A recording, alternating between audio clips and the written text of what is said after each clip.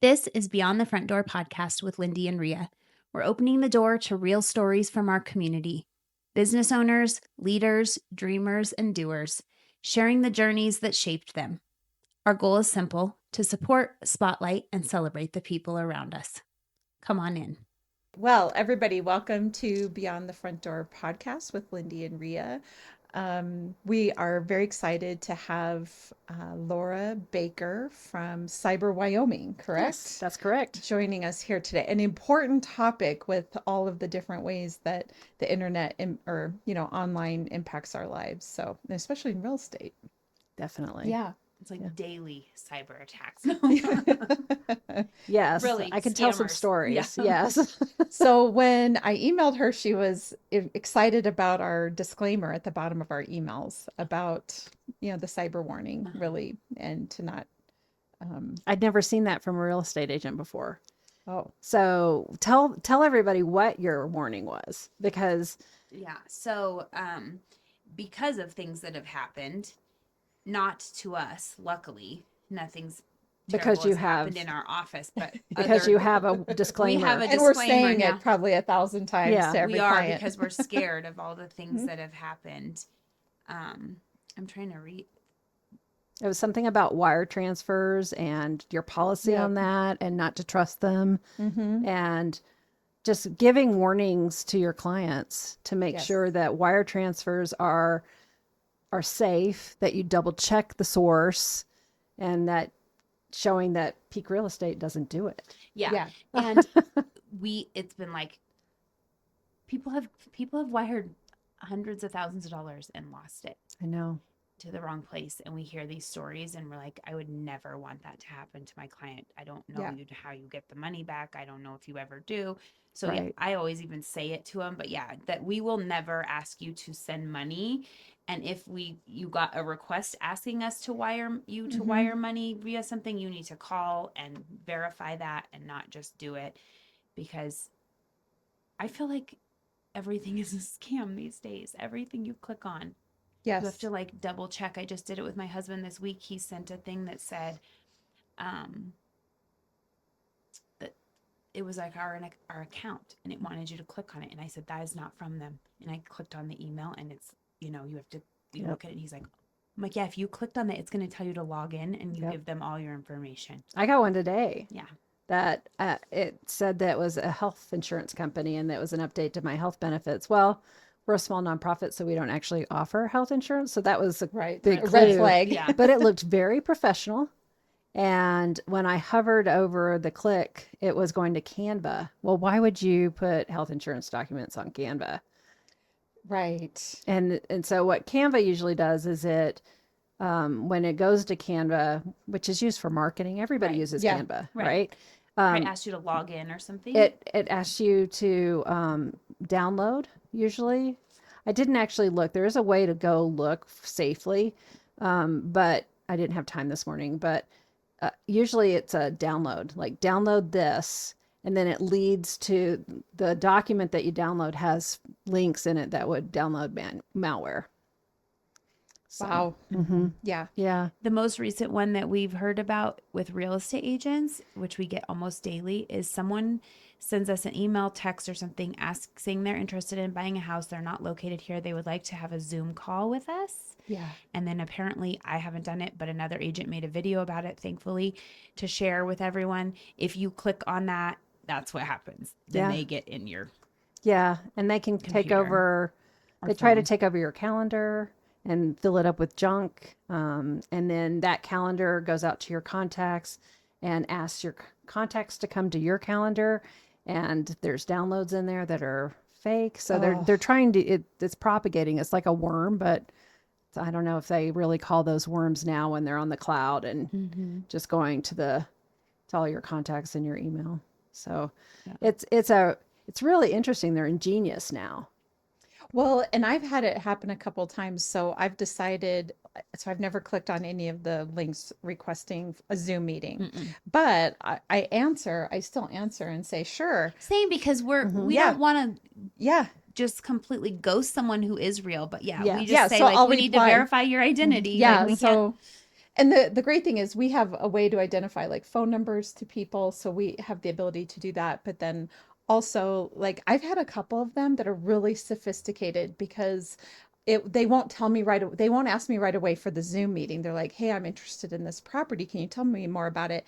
And we'll like text on and off a little bit for an hour or two, right? Just kind of hear like Get maybe to know each other, what they're yeah, doing. yeah. And then I'll say, I actually had one of them say, I just need to set up showings for this particular day. It was like a Sunday.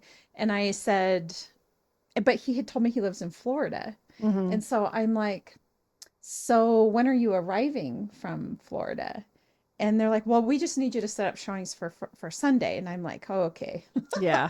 Like we were just talking in circles around this. And then finally he's like, well, I really need to set up a Zoom meeting with you. And I'm like, ah, there it is. Mm-hmm. I'm like, never. I said, I don't do Zoom calls. And he's like, well, I feel like it's, the best way to, for a realtor and a client to get to know each other. I mean, he was, You're like, yeah, I can FaceTime you from my phone. yeah. And I'm Right. like, Give me your well, phone number. I said, we need to talk over the phone first. That's always what I say. I need to talk to you over the phone first. And then they disappear. Yeah. So- That's a good way to get rid of them, right? Yeah. Yeah. Yeah. So far, although Yeah. that may change at some point. It But might. yeah. Figure out what's working and they change it up. Yeah, Yeah. because they can fake voices too, and even you can go into Chat GPT with a paid version and get a fake voice that sounds a lot like yours. That's my brother-in-law said he was talking to someone. He does physical therapy, so it's in all career fields. But he had a whole conversation with someone. He did not know it was AI until a little ways into it. And then he was like, he said it sounded real. The person Yes. sounded like a real person. It wasn't a Yes. robot. It didn't sound like that. Well, and on the good side, there's a product called Notebook LM by Google, and you can actually make, let's say you have a couple of paragraphs that you in your newsletter that you want to get out to your clients, but you want it to be in a more informal environment, and you can actually make like a 10-minute podcast about those two paragraphs, just a radio. It's the same voices every time, but it's pretty accurate and it sounds real. And then they also have videos you can make in Notebook LM. So there's some really neat marketing things Yeah. that you can do with these AI tools, but the problem is the bad guys are using them too. Yeah. Yeah. Yeah. It's with all It things. is. Mm-hmm. Well, Laura, if we could just have you stop and tell us a little bit about yourself. Oh, sure. Yeah. Yeah, we kind of got right into we scams. did. But that is But- one of my favorite topics. It is. It is It is for everyone's. us too. But just a little bit about like what you did, your career up to this point, how long you lived in Wyoming, your family, if you like, that sort of thing. Sure. Well, I actually graduated from Laramie High School, but I am not a Wyoming native. Okay. Hate to say that. I actually was born in Texas and lived most of my childhood in Mississippi. But my dad was a college professor. So he taught chemical engineering at the university, and his area was coal gasification. Oh. So why would you not be in Wyoming, if Wyoming, you study coal? right. It makes a lot Makes of sense, sense. right? So he moved the family here. My mom was from Chicago. My dad was from southern Mississippi. So I still have a lot of family around there. And we ended up graduating. I ended up graduating from the university, met my husband there. I think a lot of people would meet their husbands in College. In college, yes. And when we graduated, it was 1992. I'm dating myself, I know, but that was the Great Recession. So there were double-digit unemployment rates all over the U.S. So I knew I wanted to get my master's degree. I mean, having my mom had a master's degree, my dad had a PhD. It was kind of a requirement in our family. Sure. Yeah. Yeah.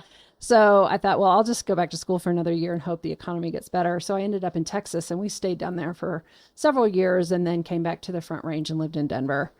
And what killed us in the Colorado, I love Colorado, don't get me wrong, but what killed us there is hiking in a line of 200 other people. That's that doesn't really feel like you're getting away, does it? No. Right? You're like, really- I'm off to hike in the outdoors, and Yeah. then everyone is also doing doing that. the same. If you can find a parking spot on Yes, the Flagstaff parking Mountain, spot issue. then you're with 200 other people hiking around. And so we ended up coming up to Vitavue and Happy Jack and the places that I haunted in high school and Snowy Range with our kids. And we were up here every weekend. And finally we said, why are we still in Colorado? Yeah, You know, good our for you. parents were still here, and it's a great place to raise kids. Much, the kids are freer. I call them free range kids. Yes. They're freer to get on their bikes and roam the neighborhood Yep. than they were in the Denver metro area, and even Boulder. I mean, where we lived for a while. You didn't want your kids to be free range. You needed to stick with them. There were Yeah.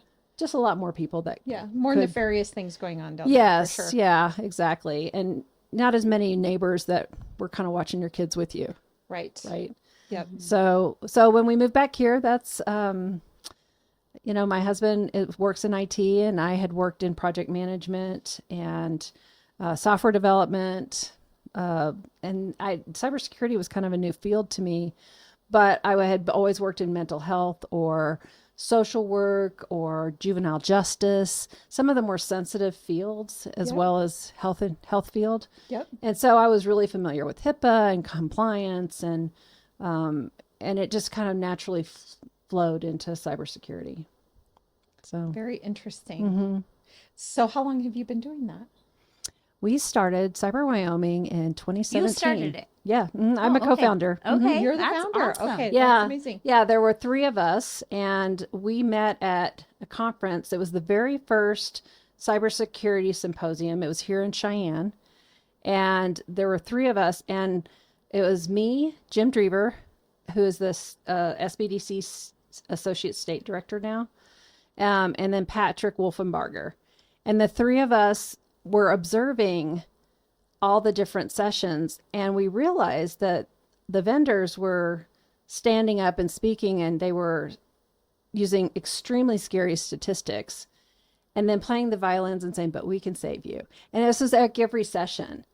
And Wow. yeah, and so you kind of felt like it was a used car salesman convention, only it was Sure. tech.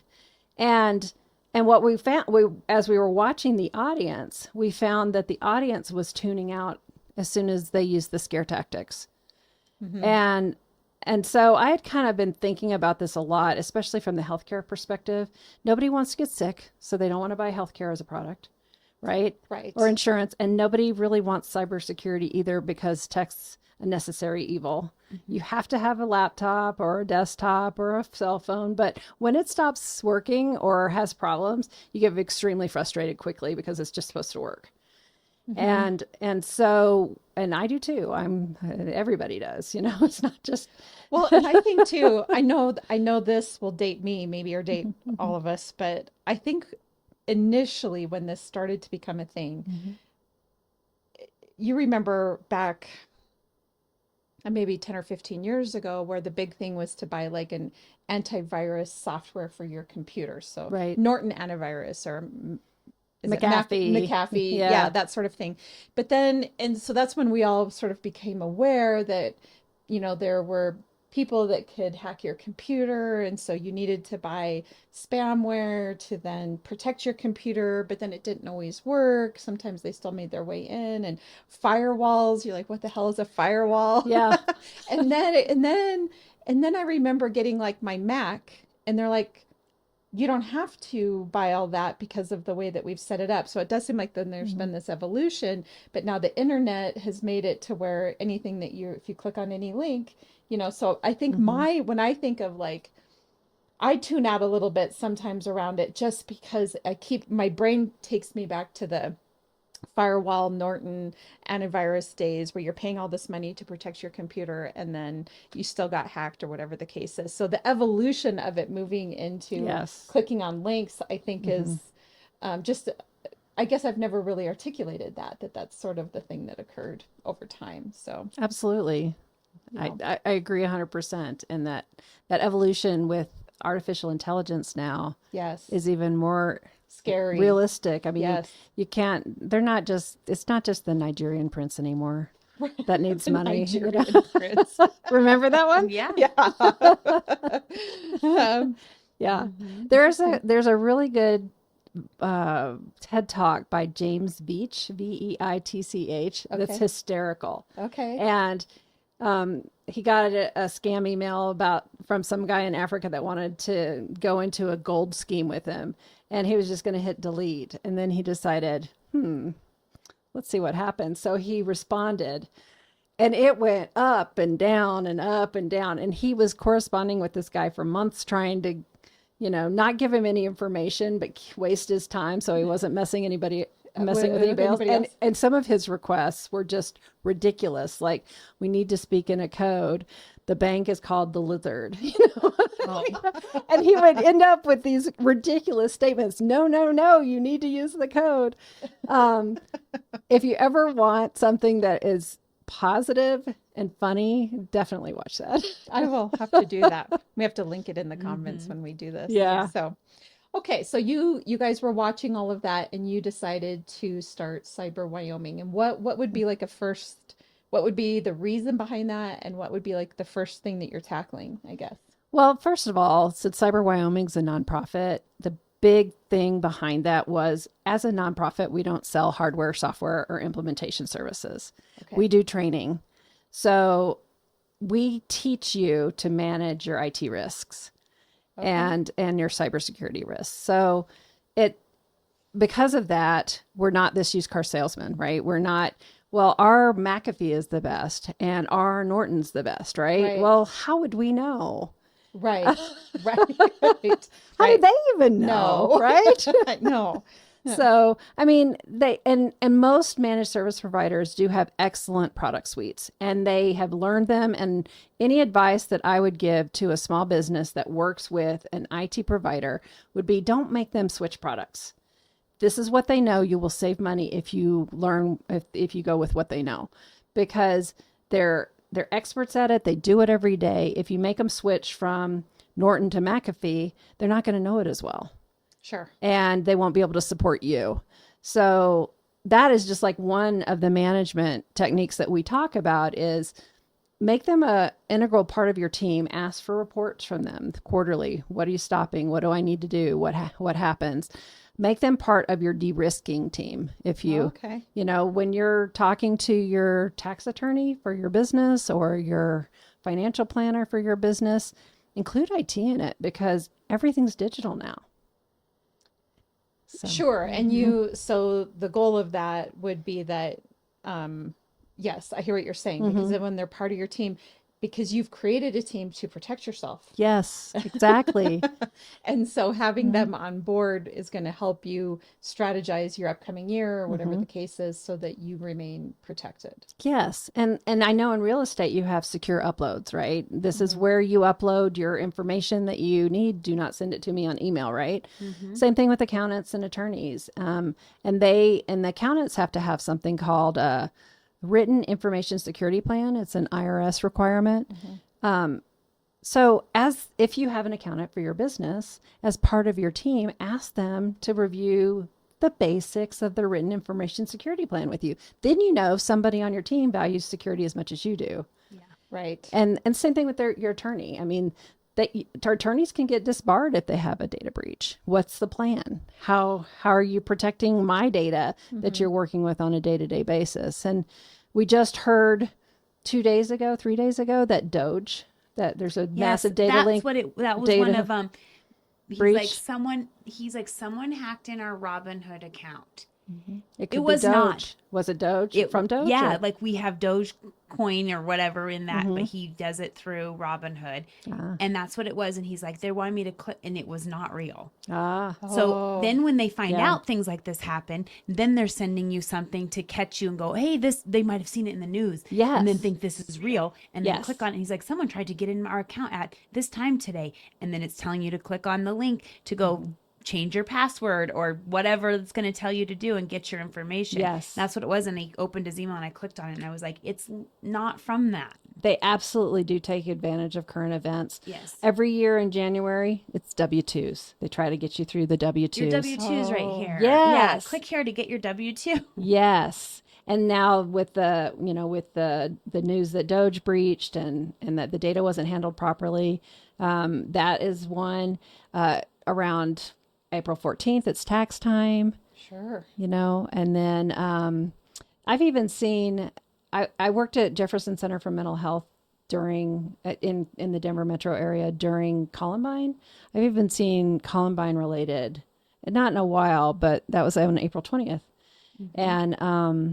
And I experienced that from the mental health center's perspective. I was in IT, and that was really interesting to see that come back, and it comes back with trauma for me, but also just to see that come back as a scam, how this is happening, and Sure. will you give money, and the Right. organization isn't real. Right. So, That is the thing about giving money as well, like to donate. I just feel really bad for all of the elderly people who, because I don't think she listens anyways, but my mother-in-law is one, and it's really hard to tell them something isn't real, and you're telling them like that's not a real thing or whatever it is, and they just are like, because they it just looks real. It experienced is it. real. Yes. Like, what do you mean it's not real? Like it. Yeah, it's this. a little harder to understand. And then I feel like maybe because technology is so crazy to keep up with, then 6 months later they forget that you're supposed to be like, okay, remember what? Don't click on those links. Don't do that. Like you're almost like, oh gosh, the phones are too sophisticated. You just need a flip phone. Is your mother-in-law in a book club No. or any sort of Yeah, like activity? a Bible study. Okay, Yeah. perfect. That would be great. So in her Bible study, we actually have cybersecurity for churches, and they could actually incorporate this. But in the Bible study, after they have usually it's a prayer, right? After they have the prayer and cookies and everybody gets their coffee, have everybody add to the agenda, what scams have you seen this week? Now they're creating a community. community and a 'cause you support need group. to like hear like, nope, it happened to me. It wasn't real. I Yes. did this and it was really bad. Yes. And then she's going to start telling you about the scams, which basically means she's learning and has it down. Yeah. Yeah. And it's really just about building those conversations into at the dinner table, into your book clubs, your Bible studies, whatever you're doing, whatever community supports you, building those conversations in. Just like we started out with scams. It was fun to talk about. Look what I saw. Well, it's a fun conversation topic also for Bible study. Well, because we're all under attack. I think that's sort of the mindset that we have to go into this, that we're under attack. I tell my clients all the time that assume that there's a hacker sitting in your email waiting for some big transaction to come through. And then they're going to pretend that they're one of us, whether it's the title company or me or your lender, or whatever the case is, and try to get you to send money. I said, I don't care if it's me or anybody on our team. If you get an email asking for you to send money, don't. And you got to pick up the phone and call me. Like, never respond, never wire money without talking to somebody first, talking to me first, talking to your lender first. Like, just don't do it. Anytime you're going to wire money, you look up the phone number and the name of the person you're supposed to talk to, and then call them. Or I may even call them and say, I want you to call this person at the title company. This is their phone number, and then proceed with how you're going to wire money. But don't, just Go to don't. a trusted source. Yes. I am very, very, very cautious about that. And I actually had that come up earlier this week where someone tried emailing me. Somebody within our profession tried emailing me wire instructions. And I'm like, there's nothing I'm going to do with this. So I called my client and I'm like, you got to call this person. This is how this is going to be, but I can't email this to you, and I'm not going to. So Yeah. What if it was wrong? right. I mean, what if it was just a human error wrong? Right. Not even a fake or something. Yes. You could be liable. That's right. That's why we're not involved. And that's why we have that on our email. We do not coordinate any No. of that.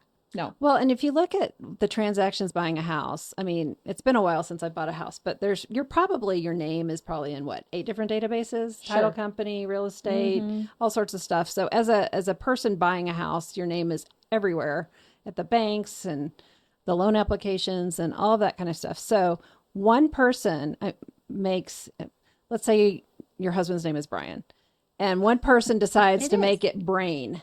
Yeah. Oh, in the database. Now, for the rest of your life, He has a Brain nucleus of follows brain. you're gonna get something for Brain Yeah. because one person made a typo. Well, that's also easy to take advantage of. But here's the thing: let's say your husband likes to go out and subscribe to stuff. Well, maybe he should use that and purposely say his name is Brain. And now he knows that anything that comes with brain is going to be spam and not to pay attention to it. Mm-hmm. So Oh, you can sure. misspell your first name, like just switch two numbers or two letters or something like that. And now when you're subscribing to whatever you want to subscribe to, you've lied, so you know it's fake. 'Cause your information gets sold or Yeah. whatever to Yeah. other. That makes sense. That's exactly right. So misspell your name. I also tell people don't use your real birth date. So my Facebook thinks my birthday is January 1st every year because I lied. And I'm more than willing to say that I lied on that because I don't think Facebook needs my date of birth.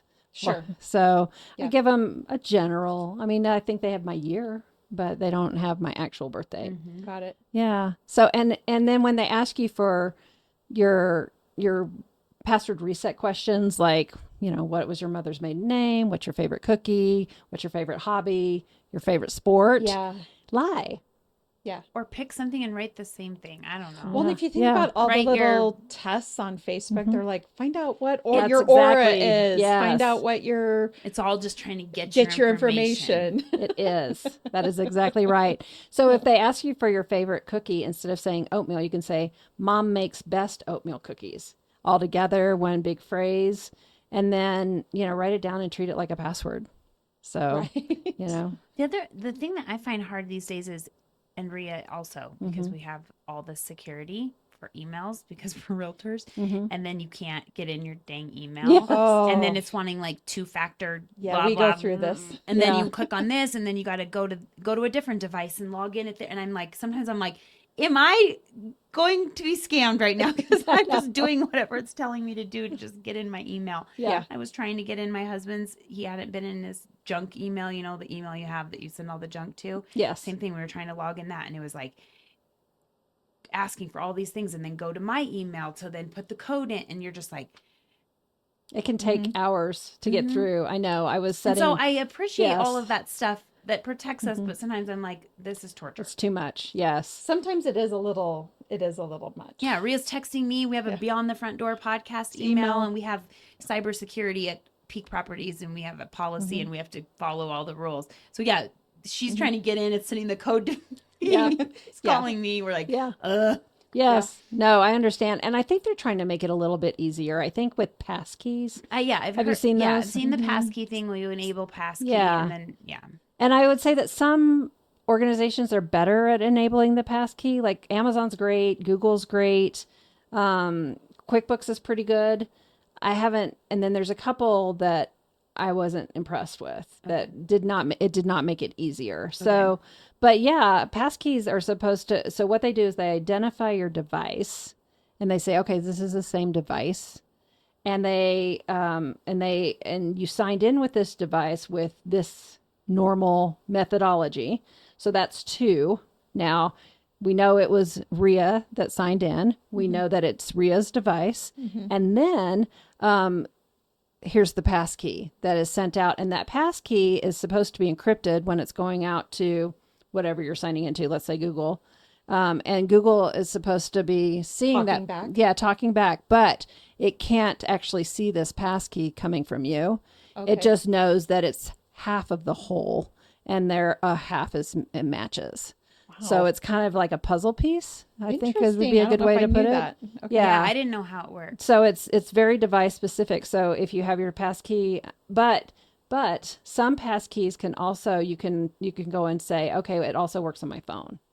This passkey also works on my phone. So it works on my laptop, it works on my phone, and that's where Google is doing it really well and Amazon.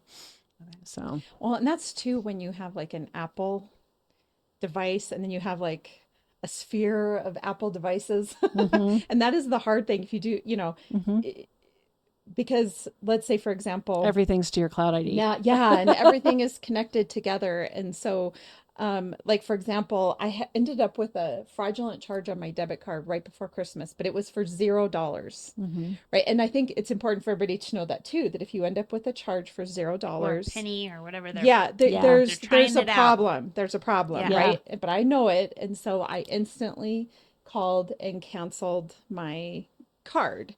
And then, but then like I got all of my different devices yelling at me because now there's, you know, Because they were all to that card. all to that card. Yes. And so, and it just, technology, you know, it consumes time for sure. If you have to cancel a credit card, it can take a whole day Yes. to find all the devices or everything. I mean, you have to go through your statement, figure out what's charged monthly, what's charged annually. Well, I have to tell It's you, a one of the pain. benefits of it is that I think, like, if you sign up Start for to figure out what you Yeah. signed up for. yeah, so Yeah. then I When start to they get contact emails. you and You're say like, your "Oh, payment didn't yeah." You're go like, through.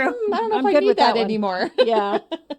You know, I actually did do that this last time because I had went through, you know, the thing of it is you don't realize how many subscriptions you have to stuff.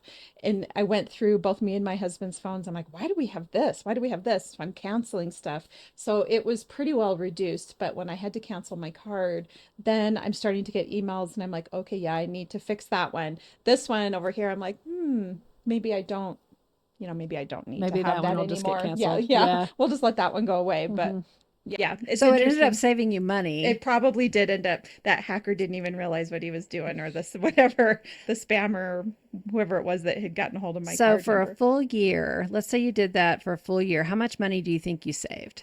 Just Getting rid of all my subscriptions. Yeah, Um, just guess. I'll bet somewhere between 500 and $1,000. So it was worth that day and a half. Yeah. Okay. Yeah. So there you go. Yeah. You had 'Cause a you good don't cost realize benefit it. outcome. Yes. Yeah. You don't realize it until you look through, and then they badger you to restart that subscription. That's the other thing too. Like, I had to be very clear. Like, we have an Apple TV, but we apparently had an Apple Plus subscription, and I'm like, why do we have this? We don't need to have this. So I canceled it. And so I'm telling my family, I'm like, you can still get, it's gonna, when you log in, it's gonna be like, wait a minute, you canceled your Apple Plus subscription. I'm like, you don't have to have that to access the movies, but Apple doesn't make that super easy to know. They make it seem like you canceled your Apple Plus subscription and you need to restart it. That's the other thing too, is those tech companies aren't the best. I Oh mean, no, they're terrible communicators. yeah, well, they're trying to get you to spend more money, right? And so I had to say to everybody, you can still access all of the movies we have on there. Just ignore the Apple Plus thing because we're not doing that. You know, so that also makes it challenging. Yes. Yeah, I'm constantly amazed that Facebook and some of the social media companies, for instance, aren't sued by the Federal Trade Commission for unfair trade practices, because it feels like that whenever you try to cancel something. Yeah. And I'm always just I always do the head tilt. Really? Really? Because this is really difficult. And if you ever if you can figure it out. if you can figure it out, it's very hard. And then on top of that, you've got you know, you have like account takeovers. And I don't know one person. That happened to Rhea. Oh, it did? She's My Facebook. I don't know one person that's been able to recover their Facebook account. No. Were you able to? What I was not. Now there was another realtor There in was town one that in she town did, that but was. she was getting hold of like the governor in California to make it happen. Really? Yeah, and I Yeah. didn't. But no, I had to take There over. was a time where that month or whatever that was, Rhea wasn't the only one. It was like It was a bunch list in of our us field. real estate professionals that were in this list. And the way that they did it is they sent me a thing that said, you violated community standards. Yes. And I clicked on it without thinking about it. And then before I knew it, my Facebook account was taken over. Now, again, what I will tell you, because I did know, I instantly canceled my debit card once I realized it was happening, because of course if you have a credit card or whatever it is, when you have a business and you're paying for advertising, they know that, so that you have a card attached to your file. And lo and behold, even though they took over my account and Facebook would not let me do anything with it, Facebook was still sending me the emails of what was happening within my account, and they had attempted to make like a $14,000 charge on my card. Yeah, That scam is going around right now again. Is they it going around recycle again? Yes. Yeah. And they're really trying to take advantage of those Facebook advertising accounts that are through company pages with credit cards attached. So I would recommend to anybody watching this, just maybe take a pause from Take a that. pause and just think. Like, Yeah. Because like Rhea said, Rhea would not do that. She No. would not do something that was against Facebook rules. You Right, wouldn't right. post I should have something known that you better. should have been like, Yeah. well, no, I would. What Yep. would I don't post nude stuff, yeah, bad things. You know, you know that. So you'd be like, that was definitely not me. and then Now, I will untag say- myself. But it does make you think, did Facebook change their policies? Yeah. Did somebody post Well, it something is. on It's my hard, yeah. page that they shouldn't Yeah. have? Should I be policing that more?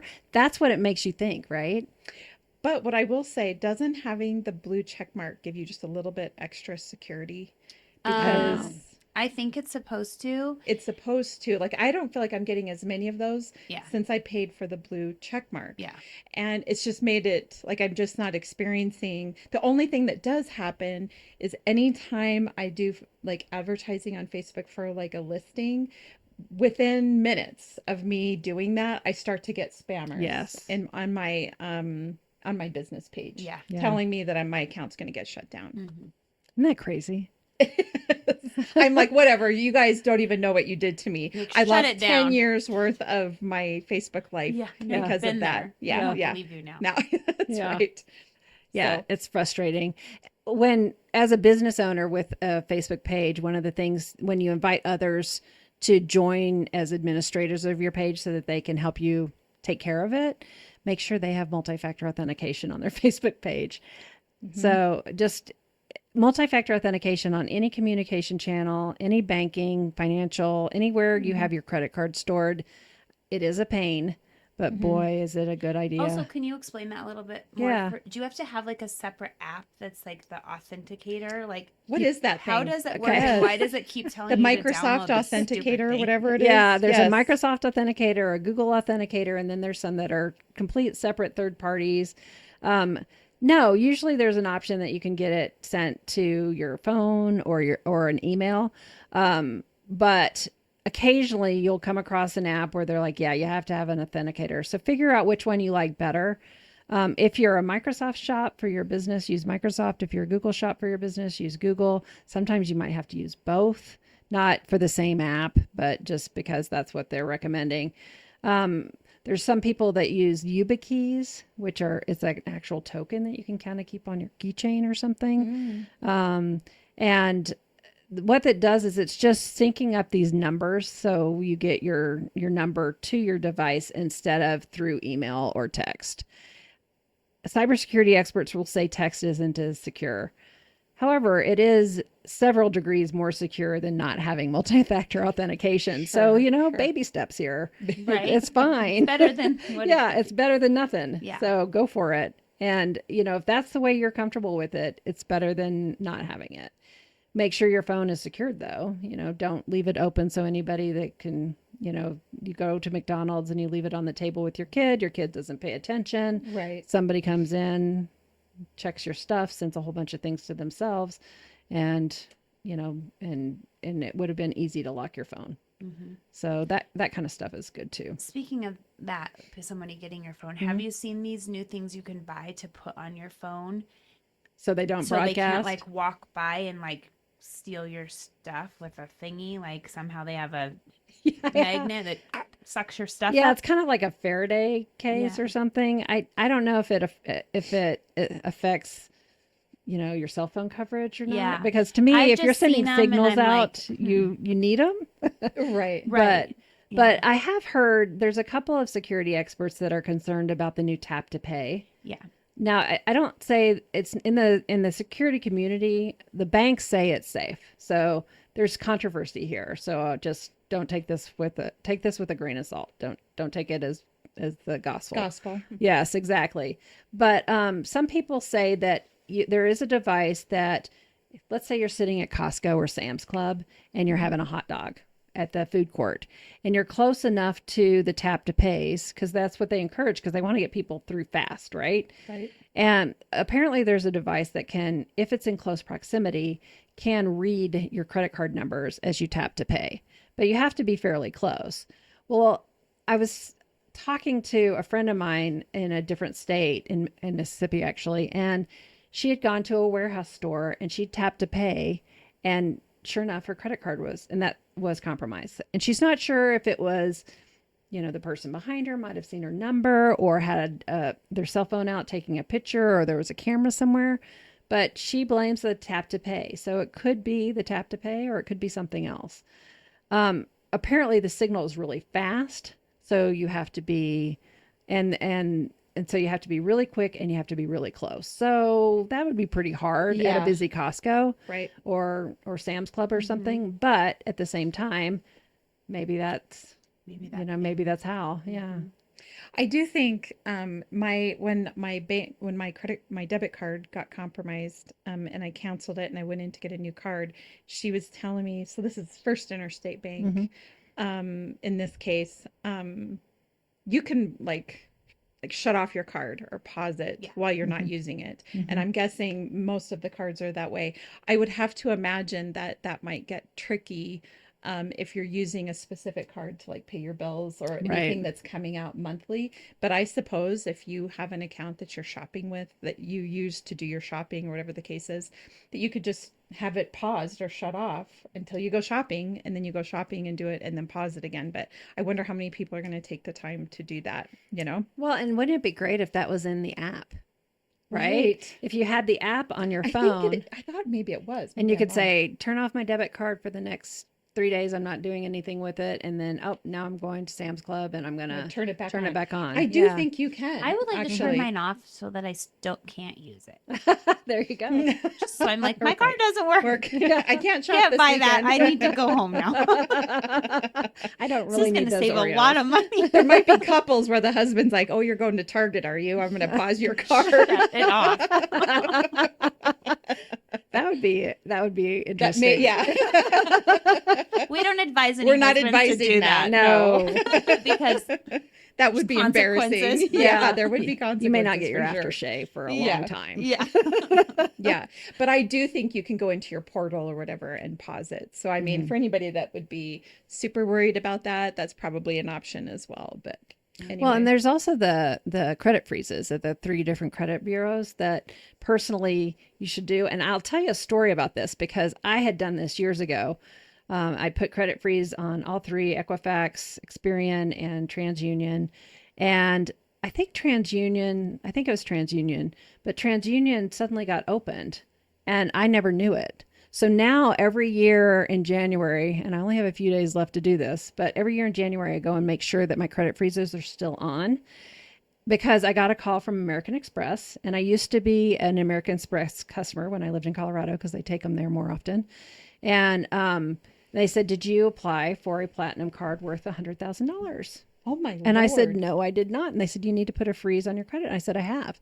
And they said, "TransUnion is open." And I went, and lo and behold, it was. Wow. Yes. And so somebody was trying to steal my identity and applied for an American Express card. And luckily, American Express still knew my phone number and called, which was amazing. That That is was such amazing. good customer service. Especially- Yes. And probably because of the amount they were trying to get. Yes. They're Yeah. like, Yes. yeah, before we just go giving out $100,000. Yes. Probably So, check. yeah. So definitely check every year. I think what had happened was How do you TransUnion. pause it? How do you tell So people? it's called a credit freeze. Okay. And they are also a little bit So tricky. this is like you're not going to be taking out any line of credit. You don't Correct. need it. Correct. on. So for You're your not buying a house. You're not buying a not- car. You're exactly. not getting a credit card. You're At not getting a JCPenney's cell or phone, whatever. You're not getting Right. yeah, whatever you need to get your credit. exactly. It's to apply for new credit. Okay. And so they're a little tricky too. Some of them are more upfront than others, but usually you have to scroll down to the bottom of the page to get the free credit freeze. Because the top usually is a paid for one that also includes like monthly credit reports and all that kind of stuff, which you can get one of those a year for free anyway. So look for the free one because they are required by law to give you a free credit freeze. Do you go directly to TransUnion to do Yes. that? Okay. TransUnion, you don't necessarily Experian, want to and- go through like a third site because once again you might get You'll yourself get into trouble. charged. Yes, you will get charged if you Okay. go through a third party site. Go directly to the credit reporting agencies. And the other thing that you had mentioned that your friend had to go through the governor of California. Well, that's probably because their consumer protection laws are actually new and updated. And Wyoming's are extremely old. They still talk about writing through the mail to the credit reporting agencies and paying with your $10 check and requiring the credit reporting agency to have a response within 10 days. Our consumer protection laws are basically, it would be impossible to prosecute under them today. Oh. And I'm on a committee that has been, we actually worked with Kathy Holman, Prairie Wife and Heels, on the stalking law, but she's on our committee now, and we're trying to get the rest of these laws updated and get a legislative sponsor to do it. We have been asking our personal legislative representatives and senators to take this on since, well, it was before COVID. So, wow. yeah, and we've redlined it. It's ready to go. It just needs to go to the LSO office, but it's not as sexy apparently as some of the other issues that. Not as controversial. Yeah.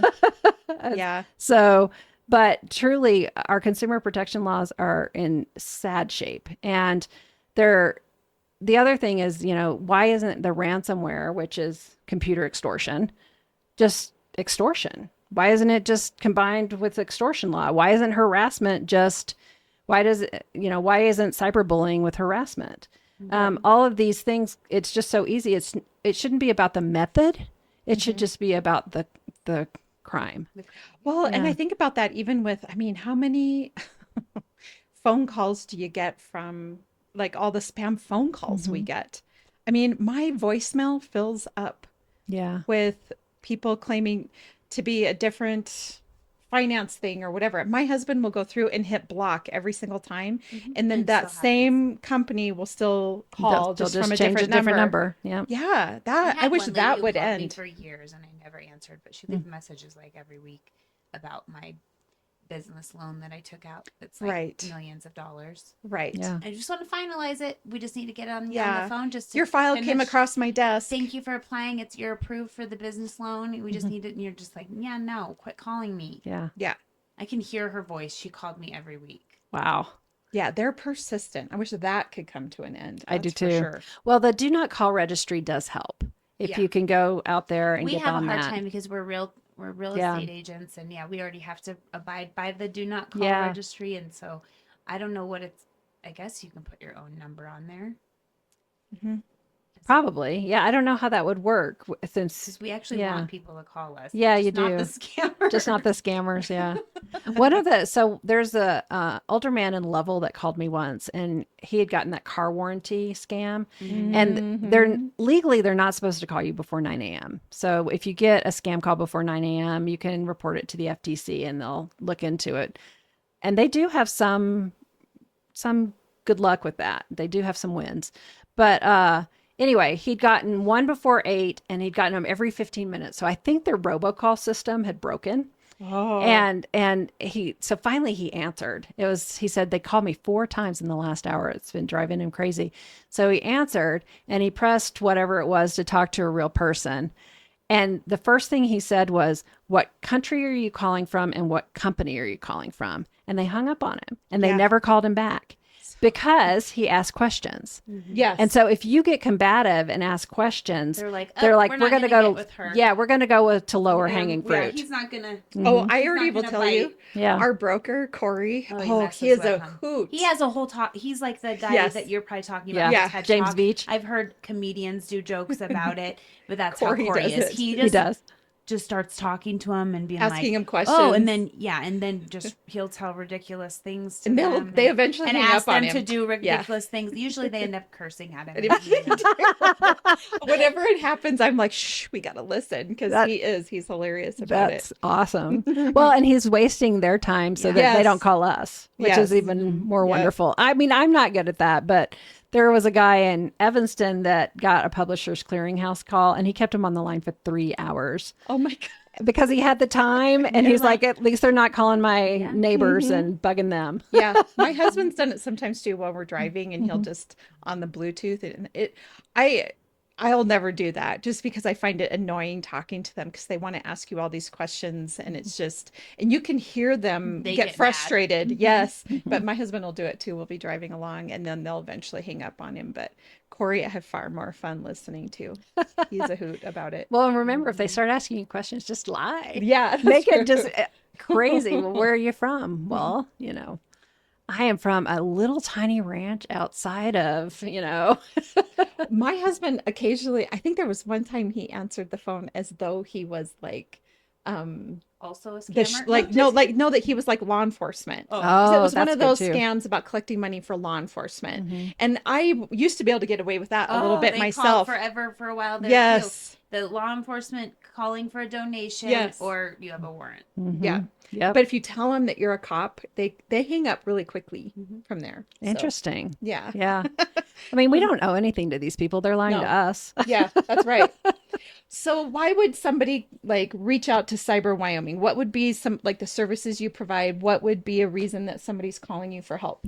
So we have two nonprofits, Cyber Wyoming and Cyber Wyoming Alliance. The Alliance side is more for senior citizens, K-12 students, parents, and that's the level man that called with the scam.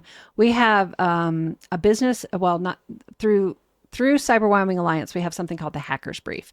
It's a weekly publication that anybody can sign up for free. They can find out who's reporting what scams in Wyoming. Oh. They're all redacted. So if you reported one, it would just say a Wyoming businesswoman or something like that. Okay.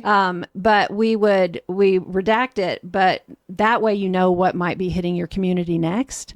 And then we also get national scams. We're on several lists, and we'll kind of compile them and say, oh, what do we think our audience would be most interested in Wyoming? So that's free. And then we have senior alerts that we work on with Wyoming AARP, which is a flyer system that we send out to 2/3 of the senior centers across the state. Okay. We're the data behind that. It has Wyoming AARP branding, but we actually provide the scams that show up locally. So those are free things that they can sign up for. We also have some school video challenges. We pay each team of school kids $100. We have to be able to write it to their teacher or a mentor, or a club, or a parent, or something. It has to go to an adult. Yes, but they get $100 because they might need pizza for an editing session, or maybe they need to buy a better microphone so that they get better audio quality, or maybe they need a tripod. So the teacher can kind of get some decent equipment in his or her classroom, and then turn it around and use it every year and still use it for a club fundraiser or whatever.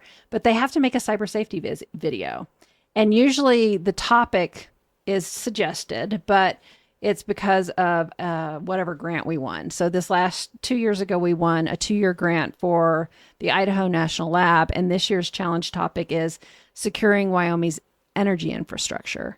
So they're supposed to look around what's in their community and see what they could research and talk about. So they have to research, they have to write the video script, they have to produce it, they have to edit it. I mean, what great experience, right? That they have. So that's one of my favorites. And then we also have a do-it-yourself Lego model that is for attack and defense. You get a couple of old laptops and you build a Lego model and you put lights on it, and you can turn off the lights. One team tries to keep the lights off. Team tries to keep the lights on.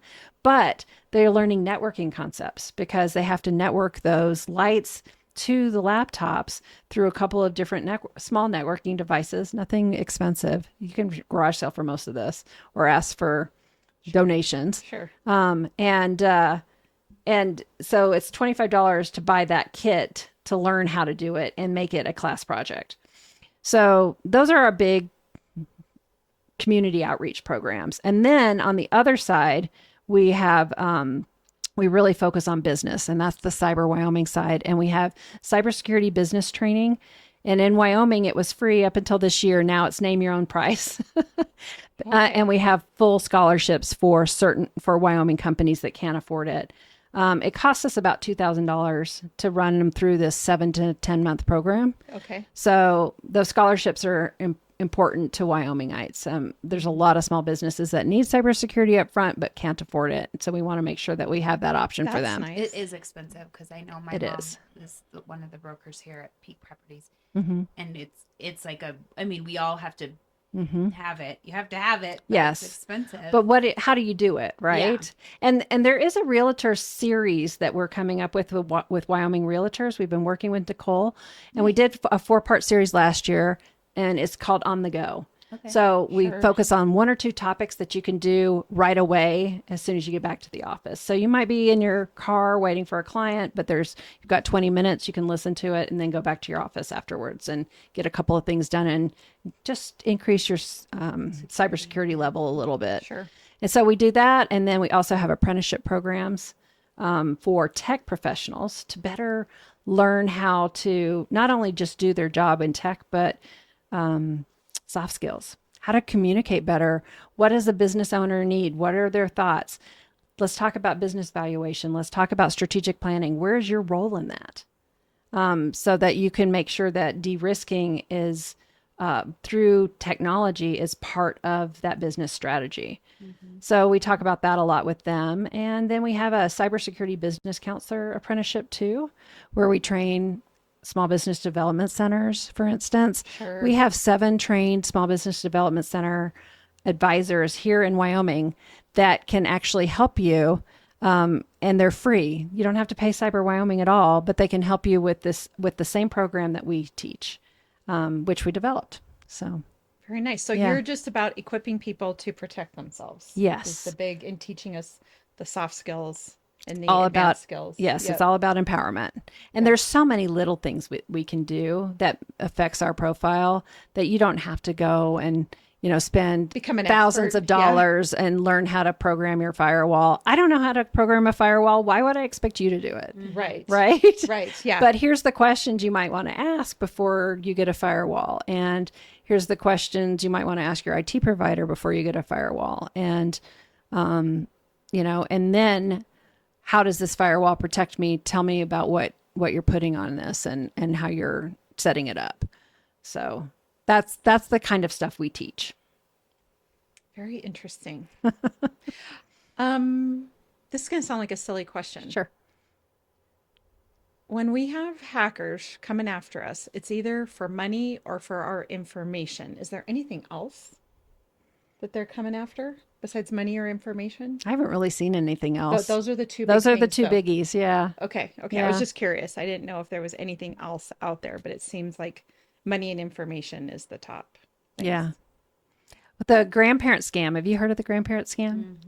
Yeah. Where they pretend to be a grandchild stranded somewhere. Or Yes, something and like they're that. asking for money. Yeah. It's actually happened to my brother-in-law, his grandma. Mm-hmm. And it was about him.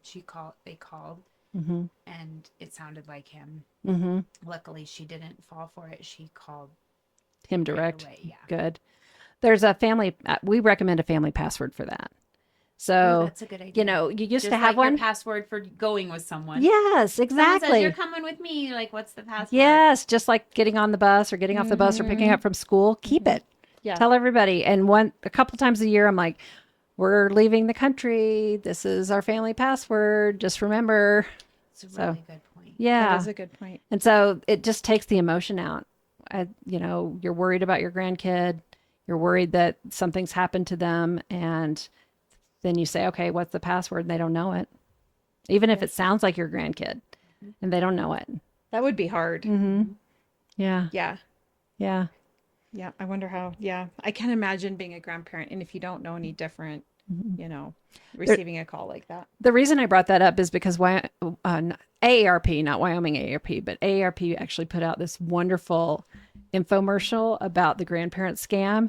And this grandmother is a complete and total amazing. I mean, she's like an action hero, right? And she like breaks into the Mexican jail and blows it up and they're running away with it, exploding behind them. And then they, play the violins and they're like, this isn't real, but it is so entertaining. Well, and I would think it would appeal if I'm following along the track that you're saying, is that it might actually appeal to that generation, of course, or any grandparent, because, once you're at a certain age, you're kind of feisty, Yeah. right? Yeah. Kind of feisty. Yeah, don't mess with my Don't mess. grandkids. Yeah, That's right. exactly. That's right. Yeah. So I could Better not see be in that jail. I'm commercial coming to being, get 'em. they need to start to view those phone calls as like, protecting their grandkids in a different way. Yes. And that's than- exactly what it does. That's awesome. Yeah. I love that. That's Yeah. a great point. Mhm. It's pretty good. If you can link to that one from Yeah. your podcast, from this podcast, that would be amazing. We should do that. We Yeah. should do that too. Awesome. Mhm. Was there anything else you think our listeners need to know? At this point, I mean, I think we've covered most of it, but just know that we're here as a resource, and we're not just for Wyoming. I mean, we also have services in Colorado. We just got approved for continuing legal education credits in Colorado. We've been approved in Wyoming for a few years, and continuing professional education credits for accountants in Wyoming too.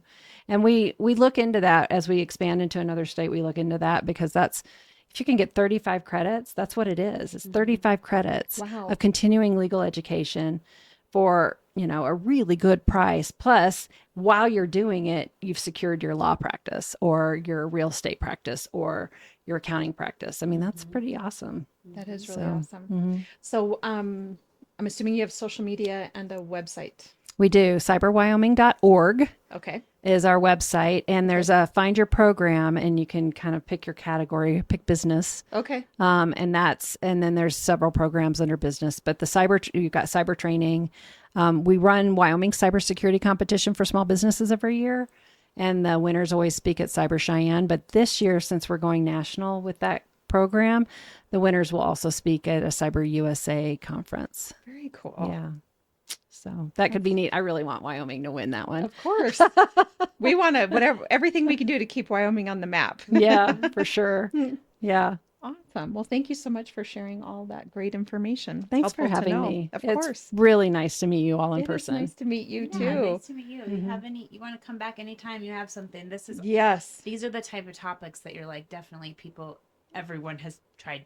Someone's been tried to scam every single person. Yeah. Nobody can say, Nobody's it's never happened to me. You're like, It's it true. has. It's Yeah. true. Somehow, in some way, they've tried to get your information or money. Yes. Yep. So we wrap up every episode by asking our guest a question. Okay. Each of us do. And my question for you is, what do you think is the most important trait for a leader to have? What I'm is gonna the put you most on the important spot. trait for a leader to have? Or that you yourself are trying to embody the most? Okay. Consistency of purpose. That's the one. I think if we are consistent in our and consistent and transparent in our methodologies, our processes, and our communication, I think we're a better leader, not only to our community but to our staff. Consistency is a good word. I like that. Thank you. I agree. Me too. My question's about houses. No, about it's like about real houses. estate. No, No, I love that. Okay. Wait. Hold on. What in this stage in your life? What does home mean to you? Sorry, I kind of forgot what my question Yes, was. we What does changed home- it. We just we changed we them. just changed it this year. Yeah. So I've only asked it 3 times. Yeah. What does home mean to you? Peace, tranquility, and just pleasantness. And the reason is my husband and I have spent we started in February of last year. We've spent the last year remodeling our home. Oh. So we took a 1950s style house and updated the outside, poured new porch, put in new pillars, updated the siding, and then we completely remodeled. Oh, and the windows. The windows were doubled in size, which is nice. And then we completely remodeled our kitchen. And the Wow. before and after is dramatic. And not only that, but I found out that one of my high school classmates, but she was a year ahead of me, was in the house in the 70s, and she's sending me pictures of what it originally looked like. That's So awesome. I've got what she wrote, what she has.